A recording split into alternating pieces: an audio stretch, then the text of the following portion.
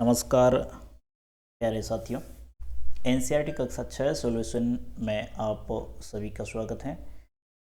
आज की इस क्लास में अपन पाठ संख्या 2 जिसमें अपन अध्ययन करेंगे आखेटक खाद्य संग्रह से भोजन उत्पादन तक, यानी कि आखेट से लगा करके खाद्य संग्रह से लगा करके भोजन उत्पादन तक अपन इस अध्याय में अध्ययन करेंगे। इनसे पहले कक्षा 6 एनसीईआरटी का सॉल्यूशन वीडियो है जो कि डाला हुआ है, उन्हें आप देख लेना। अब इस दूसरे अध्याय में अपन क्या क्या पढ़ने वाले हैं, इसमें देखिए अपन आरंभिक मानव के बारे में पढ़ेंगे, उसके बाद में आरंभिक मानव के बारे में जानकारी प्राप्त करेंगे और रहने की जगह के बारे में जानकारी प्राप्त करेंगे। आग की खोज कैसे हुई उनके बारे में जानकारी प्राप्त करेंगे। नाम और तिथियां इनके बारे में कुछ जानकारी प्राप्त करेंगे। उसके बाद में बदलती जलवायु इनके बारे में भी चर्चा करेंगे। फिर खेती और पशुपालन की शुरुआत कैसे हुई, मानव बसा, उसके बाद में खेती और पशुपालन की शुरुआत किस प्रकार से हुई उनके बारे में। और इनके साथ में फिर अपन एक नवीन जीवन शैली, अब खेती और पशुपालन का प्रारंभ हुआ तो एक नवीन जीवन शैली है जो कि प्रारंभ हुई, तो उसके बारे में भी इस अध्याय में अध्ययन करेंगे। और फिर स्थायी जीवन की ओर और जैसे ही नवीन जीवन शैली है जो कि मानव सभ्यता में आई तो फिर स्थायी जीवन शैली बन गई। और उसके बाद में कुछ महत्वपूर्ण तिथियां हैं उनके बारे में भी अपन अध्ययन करेंगे। तो आइए प्रारंभ करते हैं। आरंभिक मानव क्या है क्या नहीं है। बेसिक ऊपरी तौर से जो कक्षा 6 के दूसरे अध्याय में दे रखे हैं उनके नोट्स है जो कि मैं आप लोगों को यहाँ पे आप लोगों के समक्ष रख रहा हूँ।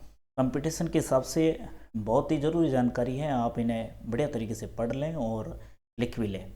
तो आरंभिक मानव कैसा था, किस प्रकार से था, तो उनके बारे में देखिए। इस उपमहाद्वीप में 20 लाख साल पहले आरंभिक मानव रहा करते थे। कितने साल पहले? 20 लाख साल पहले।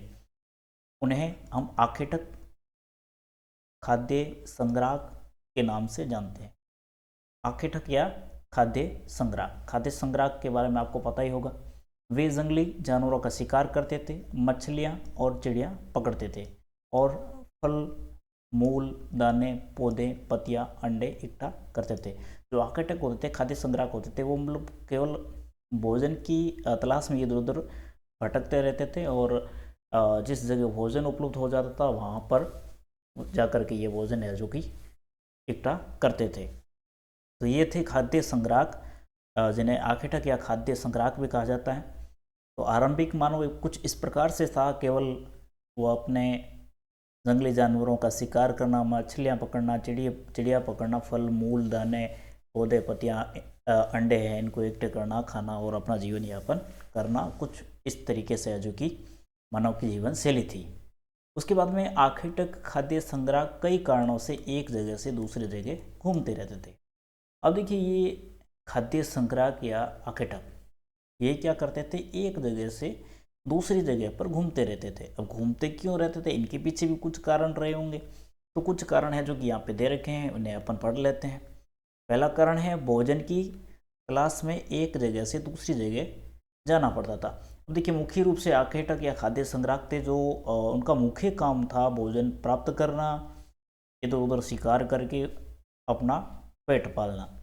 तो ये भोजन के लिए एक जगह से शिकार कम हो गया, जो कि उत्पादन वहाँ से होता था, जैसे कि जो पशु थे, पक्षी थे, जिनको पकड़ करके ये खाते थे, उनकी संख्या कम हो गई तो फिर दूसरी जगह ये लोग चले गए। पहला कारण तो ये हो गया। दूसरा कारण देखिए, जानवर अपने शिकार या चारे की तलाश में एक जगह से दूसरी जगह जाया करते थे और इन जानवरों का शिकार करने वाले लोग भी इनके पीछे पीछे चले जाया करते थे। अब ये लोग क्या करते थे, जानवरों का शिकार करते थे। अब ये जानवर क्या करते थे, चारे की तलाश के लिए एक जगह से दूसरी जगह पर चले जाते थे।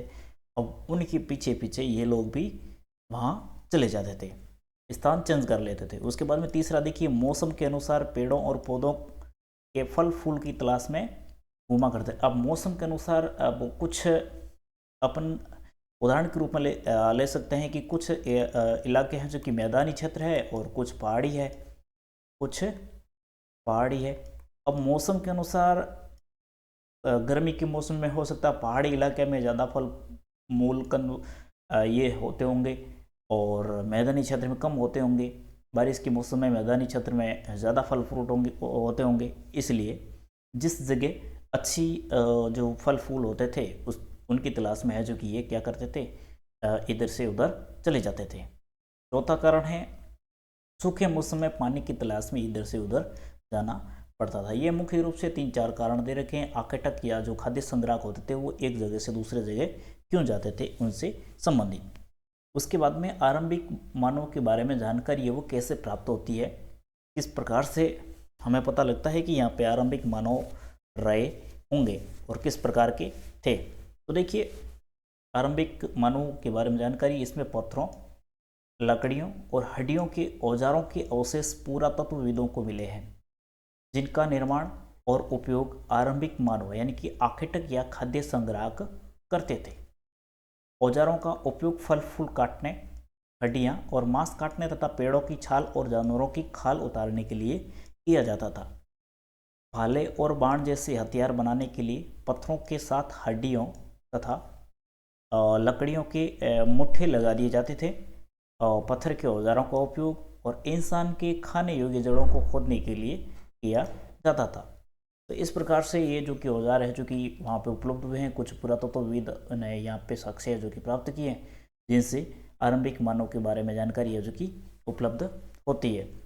इनके साथ में देखिए जानवरों की खाल से बने वस्त्रों को सीलने के लिए भी इनका उपयोग है जो कि जो औजार होते हैं उनका किया जाता था। तो ये तो थी अपने आरंभिक मानव के बारे में जानकारी। और उसके बाद में आरंभिक मानव के रहने की जगह और इनके साथ साथ में ये कहाँ रहते थे, कौन सी जगह रहते थे। तो यहाँ पे कुछ अपन हालांकि साथ में दे रखा था तो इनको अपने पाषाणिक काल के अनुसार अगर अलग अलग विभाजित करके अपने लिखा है। तो देखिए कुछ स्थल है जो कि अपने कंपटीशन एग्जाम में सबसे ज़्यादा पूछे जाते हैं और यहीं से प्रश्न बनता है कि कौन सा स्थल कहाँ है। तो इनके बारे में देखिए और कौन सा स्थल कौन से कालखंड का है। अब यहाँ पे देखिए पूरा पाषाणिक पूरा स्थल, नवपाषाणिक पूरा स्थल, महापाषाणिक पूरा स्थल। तो ये इनसे संबंधित प्रश्न है जो कि एग्जाम में पूछे जाते हैं। देखिए पूरा पाषाणिक पूरा स्थल कौन कौन से हैं। तो इसमें देखिए एक ये पहला है भीमबेटका। कौन सा? भीमबेटका। अब ये भीमबेटका है कहाँ? तो ये मध्य प्रदेश में है, रायसेन जिला है वहाँ पे ये पूरा पाषाणिक स्थल है। हालांकि इनके बारे में भी विस्तृत जानकारी है वो अपन बड़ी क्लासों में पढ़ेंगे। उसके बाद में हुंस्की, ये भी ये कर्नाटका में है। कहाँ है? कर्नाटका में। कर्नाटका में यादगीर जिले में। कौन सी जगह? यादगीर जिले में। उसके बाद में कुरनूल की गुफाएं, ये भी प्रश्न पूछा जाता है। कुरनूल की गुफा कहाँ है? तो ये आंध्रा में, आंध्र प्रदेश में। तो ये हो गया भीमबेटका मध्य प्रदेश में, हुंस्की कर्नाटका में और कुरनूल की गुफा है जो कि आंध्र प्रदेश में। और कुरनूल की गुफाओं में आखेटक और खाद्य संग्रह से संबंधित है जो कि जानकारी है जो कि प्राप्त होती है। तो ये तो थे पूरा पाषाणिक पूरा स्थल। और उसके बाद नवपाषाणिक पूरा स्थल। नवपाषाणिक क्या है, महापाषाणिक क्या है, इनके बारे में भी काल विभाजन कर रखा है अपन। इस आगे इसमें भी थोड़ा सा पढ़ेंगे और उसके बाद में अगली बड़ी कक्षाओं में अपन पूरा विभाजन करेंगे पाषाण काल का, कौन कौन से कार्यकाल में कौन कौन से स्थल हैं और कौन कौन से स्थलों को किन पाषाण काल में रखा गया है, वो अपन आगे विस्तृत तरीके से पढ़ेंगे। फिलहाल अपने बिल्कुल शॉर्ट में दे रखा है तो उस हिसाब से अपन इसमें देखेंगे। उसके बाद में देखिए ये नवपाषाणिक पूरा स्थल, इसमें बुर्ज होम। कौन सा? बुर्ज होम, जो कि श्रीनगर में है। कहाँ है? श्रीनगर में। आप लिखते जाना साथ साथ में। और उसके बाद में अपना अगला आता है मेहरगढ़। कौन सा आता है? मेहरगढ़। ये पाकिस्तान में जो कि बलूचिस्तान क्षेत्र है वहाँ पे ये स्थित है। और उसके बाद में तिरांद, तिरांद है जो कि अपना बिहार में है। और उसके बाद में कोल्डी हवा, ये यूपी में है। और उसके बाद में महागढ़ा, ये भी यूपी में है। कोल्डी हवा और महागढ़ा दोनों यूपी में है। और उसके बाद में दाऊजली हैंडिंग, ये असम में है। कौन सी जगह है? असम। तो इस प्रकार से अपन इन स्थलों को पढ़ेंगे और याद करेंगे। और इनके साथ साथ में महापाषाणिक पूरा स्थल, ये तो हो गए अपने पूरा पाषाणिक पुरा स्थल, ये हो गए नव पाषाणिक पुरा स्थल, और अब है महापाषाणिक पुरा स्थल। अब देखिए इसमें अपने ब्रह्मगिरी, कौन सा है, ब्रह्मगिरी, तो ये महाराष्ट्र में है। कहाँ है, महाराष्ट्र में। और आदिचनल्लूर, आदिचनल्लूर ये कहाँ पे है, तमिलनाडु में। तो इस प्रकार से ये जो पूरा पाषाणिक स्थल है इनको थोड़ा याद कर लेना, हो सकता है प्रश्न कैसे भी पूछा जा सकता है। उसके बाद में आरंभिक गांव जो कि इनाम गांव जो कि महाराष्ट्र में है, ये भी भीमबेटका, भीमबेटका के बारे में थोड़ा पढ़ लेते हैं। ये मध्य प्रदेश के इस पूरा स्थल पर गुफाएं व कंदराएं मिली हैं। लोग इन गुफाओं में बारिश, धूप और हवाओं से बचने के लिए रहते थे। ये गुफा नर्मदा घाटी के पास स्थित है। प्रश्न पूछा जा सकता है कि भीमबेटका की गुफा है कौन सी घाटी के पास में स्थित है, तो ये है नर्मदा घाटी की घाटी के पास में। उसके बाद में पूरा स्थल, पूरा स्थल किसे कहते हैं, जहाँ औजार, बर्तन और इमारतों जैसी वस्तुओं के अवशेष मिलते हैं उस स्थान को क्या कहते हैं, पूरा स्थल। ये वस्तुएं जमीन के ऊपर, अंदर, कभी कभी समुद्र और नदी के तल में भी पाए जाते हैं। पूरा स्थल की परिभाषा आपको समझ में आ चुकी होगी। और उसके बाद में आग की खोज कैसे हुई, तो देखिए कुरनूल की गुफा, कुरनूल की गुफा में देखिए ये आंध्र प्रदेश में स्थित है। यहाँ राख के अवशेष मिले हैं। कुरनूल की गुफा कहाँ है, आंध्र प्रदेश में। यानी कि आग की खोज की जानकारी है जो कि कहाँ से प्राप्त होती है, तो इसमें देखिए कुरनूल की गुफा है जो कि आंध्र प्रदेश में है, और यहाँ पे राख के अवशेष जो कि मिले। इससे पता चलता है कि आरंभिक लोगों ने आग जलाना सीख लिया था। आग का प्रयोग कहाँ कहाँ करते थे, तो मांस को भूनने के लिए और खतरनाक जानवरों को दूर भगाने के लिए किया जाता था। नाम और तिथियाँ, अब इनका विभाजन किया है, नामकरण किया, तो कैसे कैसे किया, तो देखिए पूरा पाषाण काल, आरंभिक काल को पूरा पाषाण काल कहा जाता है। ये दो शब्दों पूरा यानी कि प्राचीन और पाषाण यानी पत्थर से बना है। ये नाम पूरा स्थलों से प्राप्त पत्थरों के औजारों के महत्व को बताता है। पूरा पाषाण काल लगभग 20 लाख साल पहले से 12,000 साल पहले माना जाता है। इस काल को 3 भागों में बांटा गया। हालांकि ये लमसम दे रखा, लगभग दे रखा है, अलग अलग समय, फिक्स तय समय नहीं है। अलग अलग पूरा इतिहासकार है जो कि इनका समय रख रहे हैं। तो इसमें देखिए इस काल को 3 भागों में बांटा गया है। कौन कौन सा पूरा पाषाण काल को, तो देखिए आरंभिक पूरा पाषाण काल, मध्य पूरा पाषाण काल और उत्तर पूरा पाषाण काल। तो मानव इतिहास की लगभग 99% कहानी इसी काल में है जो कि घटित हुई है। ठीक है। उसके बाद में देखिए मध्य पाषाण काल, मध्य पाषाण काल, इसका काल, इस काल में पर्यावरण में बदलाव दिखाई देता है। कौन से काल में, मध्य पाषाण काल में। इसका समय लगभग दे रखा है 12,000 वर्ष पूर्व से 10,000 वर्ष पूर्व माना जाता है। और इस काल के पाषाण औजार बहुत छोटे होते थे। इन्हें माइक्रोलिथ यानी कि लघु पाषाण कहते हैं। हड्डियों या लकड़ियों के मुट्ठे लगे हंसिया और आरी जैसे औजार मिलते हैं। साथ साथ में पूरा पाषाण काल के औजार भी बनते रहे। इसी प्रकार अगला है नव पाषाण काल। इस युग की शुरुआत लगभग 10,000 साल पहले से होती है। तो ये तो काल खंड से संबंधित हो गया। उसके बाद में बदलती जलवायु बदलती, इनसे संबंधित देखिए लगभग 12,000 वर्ष पूर्व क्या हुआ, दुनिया की जलवायु में बदलाव आने लगा और क्या हो गया, गर्मी बढ़ने लगी। अब इस कारण घास के मैदान थे, घास के मैदान है वो बने, और घास खाकर जिंदा रहने वाले हिरण, बारहसिंगा, भेड़, बकरी और गाय जैसे जानवरों की संख्या है जो कि बढ़ने लगी। अब गर्मी बढ़ने लगी जिनकी वजह से घास के मैदान बने। अब घास को खाकर जिंदा रहने वाले जीव जंतु कौन कौन से, हिरण, बारहसिंगा, भेड़, बकरी, गाय जैसे जानवर है उनकी संख्या बढ़ने लगी। अब इन जानवरों का शिकार करने वाले लोग इनके खाने पीने की आदतों और प्रजनन के समय की जानकारी हासिल करने लगे। इस काल में मछली भी भोजन का महत्वपूर्ण स्रोत है जो कि बन गई। उसके बाद में खेती और पशुपालन की शुरुआत कैसे हुई, इनके बारे में भी अपन पढ़ लेते हैं। देखिए पहले गेहूँ, जौ और धान जैसे अनाज प्राकृतिक रूप से उगने लगे। धीरे धीरे करके लोगों ने खुद से अनाज पैदा करना सीख लिया। इस प्रकार वे कृषक बने। लोगों ने अपने घर के आसपास चारा रखकर जानवरों को आकर्षित कर उन्हें पालतू बनाया। सबसे पहले कुत्ते के जंगली पूर्वजों को पालतू बनाया गया था। धीरे धीरे भेड़, बकरी, गाय, सूअर को भी पालतू बनाया। इस तरह वे धीरे धीरे पशुपालक बन गए। लोगों द्वारा पौधे उगाने और जानवरों की देखभाल करने को घरेलूकरण की प्रक्रिया का नाम दिया गया। अपनाए गए ये पौधे तथा जानवर जंगली पौधों तथा जानवरों से भिन्न होते हैं। तो ये थी खेती और पशुपालन से संबंधित कुछ बेसिक जानकारियाँ। अनाज के उपयोग है जो कि इनका कहाँ कहाँ किया जाता था। तो देखिए, अनाज का उपयोग है वो बीज के रूप में, खाद्य के रूप में, उपहार के रूप में, भंडारण के रूप में है जो कि इनका उपयोग है वो किया जाता था। अब देखिए, एक नवीन जीवन शैली। जब लोगों ने पौधे उगाना शुरू कर दिया तब उसकी देखभाल के लिए उन्हें एक ही जगह पर लंबे समय तक रहना पड़ता था। अब जब लोगों ने क्या किया, पौधे लगाना शुरू कर दिया और उनकी देखभाल करने के लिए लंबे समय तक क्या करना पड़ता था, उसी जगह रहना पड़ता था।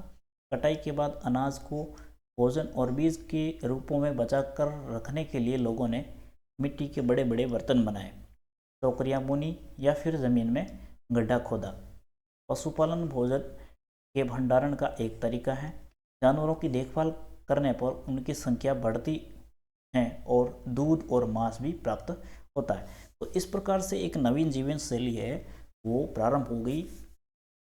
जब लोगों ने पेड़ पौधे लगाने शुरू किए, फसल लगाने शुरू की, तो उनसे उत्पादन भी हुआ। अब उत्पादन हुआ तो उनके भंडारण के लिए भी कुछ बर्तनों की ज़रूरत रही होगी। तो फिर इन्होंने बर्तन भी बनाए, टोकरियाँ भी बुनी, स्थायी निवास भी किया। ज़्यादा पास में फसल का उत्पादन हो जाने के कारण उनको एक जगह से दूसरे जगह ले जाने में आसानी नहीं होती थी, जिनकी वजह से वो क्या करते थे, एक स्थायी जगह पर है जो कि अपने आप को रखना शुरू करते हैं और इस तरीके से धीरे धीरे स्थायी जीवन है जो कि बनना शुरू हो जाता है।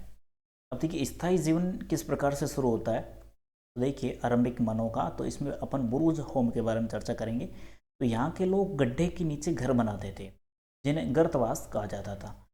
अब गड्ढे के नीचे कैसे, तो देखिए, इनमें उतरने के लिए सीढ़ियाँ होती थी। लोग मौसम के अनुसार घर के अंदर या बाहर खाना बना रहे थे, क्योंकि घर के अंदर और बाहर आग जलाने की जगह मिली है। गर्तवास कहाँ मिले हैं? बुर्जोम, कश्मीर में। ये प्रश्न पूछा गया है कि गर्तवास है जो कि कहाँ मिले हैं, तो ये बुर्जोम यानी कि गड्ढे के अंदर घर बने हुए। नवपाषाणकालीन युगीन औजार कैसे थे, तो इन औजारों की धार को और अधिक पैना करने के लिए उन पर पॉलिश चढ़ाई जाती थी। अनाज और वनस्पतियों से प्राप्त चीज़ों को पीसने के लिए औखती और मूसल का प्रयोग है जो कि किया जाता था। इस समय प्राचीन प्रस्तः युगीन औजारों का निर्माण और प्रयोग लगातार होता रहा। हड्डियों से भी कुछ औजार है जो कि बनाए जाते थे। नवपाषाण युग के बर्तन किस प्रकार से थे, तो इनके भी देख लीजिए। पूरा स्थलों से कई प्रकार के मिट्टी के बर्तन मिले हैं। कभी कभी इनका अलंकरण भी किया जाता था और बर्तनों का उपयोग चीज़ों को रखने के लिए और खाना बनाने के लिए भी किया जाता था। चावल, गेहूँ, दलहन जैसे अनाज अब महत्वपूर्ण हो गए थे। साथ में लोग कपड़े भी बुनने लगे थे। अब देखिए, मेहरगढ़, यह ईरान जाने वाले रास्ते बोलन दर्रे के पास एक हरा भरा समतल स्थान है। कौन से रास्ते पर? ईरान जाने वाले रास्ते पर, यानी कि बलूचिस्तान वाला इलाके में, वहाँ पे। अब यहाँ के लोगों ने सबसे पहले क्या किया, जो गेहूँ उगाना है जो कि प्रारंभ किया और भेड़ बकरी पालन है वो सीखा। मेहरगढ़ में चौकोर और आयताकार घरों के अवशेष भी मिले हैं। लोगों की आस्था है कि मृत्यु के बाद भी जीवन होता है, इसलिए कब्रों में मृतकों के साथ कुछ सामान भी रखे जाते थे। मेहरगढ़ में एक कब्र में एक मृतक के साथ एक बकरी को भी दफनाया गया था। अब कुछ महत्वपूर्ण तिथियां देखिए। मध्यपाषाण काल का युग है जो कि 12,000 से लगा करके 10,000 वर्ष पूर्व। बसने की प्रक्रिया का आरंभ लगभग 12,000 वर्ष पूर्व। नवपाषाण युग का आरंभ लगभग 10,000 वर्ष पूर्व। मेहरगढ़ में बस्ती का आरंभ लगभग 8,000 वर्ष पूर्व। तो ये कुछ तिथियां जो कि इसमें दर्शा रखी हैं। बेसिक तरीके से ऊपरी तौर से अपने इस पूरे अध्याय में अध्ययन किया आरंभिक मानव के बारे में। आरंभिक मानव में सर्वप्रथम अपने अध्याय किया आरंभिक मानव खाद्य संग्राहक और खाद्य संग्राहक से लगा करके स्थायी जीवन तक किस प्रकार से बढ़ा वहाँ तक, जिसमें आग की खोज, नाम, तिथियाँ, जलवायु परिवर्तन हुआ और उसके बाद में मुख्य रूप से कहा जाए कि एक आरंभिक मानव किस प्रकार से एक स्थायी जीवन शैली प्रारंभ करता है और क्यों करता है, उन कारणों पर अपने बिल्कुल बेसिक ऊपरी तरीके से चर्चा की। हालांकि ये टॉपिक बहुत बड़ा है, बड़ी कक्षा में इन पर विस्तृत चर्चा होगी, क्योंकि ये छोटी कक्षा थी तो जिनमें जो विषय वस्तु थी वो भी सीमित थी, और जिनकी वजह से अपन ने इस विषय वस्तु को इतना ही पढ़ेंगे। हालांकि बड़ी कक्षा में अपन विस्तारित रूप से पढ़ेंगे। इतिहास का पहला अध्याय आप लोगों ने पढ़ लिया होगा, नहीं पढ़ा है तो पढ़ लेना। और ये द्वितीय इतिहास का द्वितीय अध्याय था आखेट खाद्य संग्रह से लगा करके भोजन उत्पादक तक। अगला अध्याय अपना अपन अगली कक्षा में बढ़िया तरीके से पढ़ेंगे। तब तक के लिए नमस्कार, धन्यवाद।